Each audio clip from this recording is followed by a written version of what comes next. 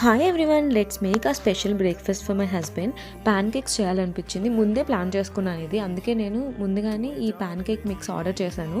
నార్మల్గా ఇంట్లో మైదాతో చేసేదాన్ని అంతకుముందు, కానీ మైదా మంచిది కాదు అని చెప్పి ఈ ఓట్స్ అండ్ మిల్లెట్స్ మిక్స్ కనిపించింది. ప్యాన్ కేక్ మిక్స్ ఆర్డర్ చేశాను. ఒకటే ప్యాకెట్ ఆర్డర్ చేశాను, అసలు ఎలా ఉంటుందో చూద్దామని.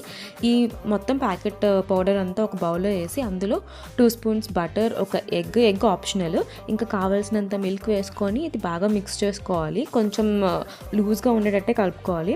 తర్వాత ఒక ప్యాన్ పెట్టి కొంచెం లైట్గా బటర్ రాసి ఈ మిక్స్ వేసాను.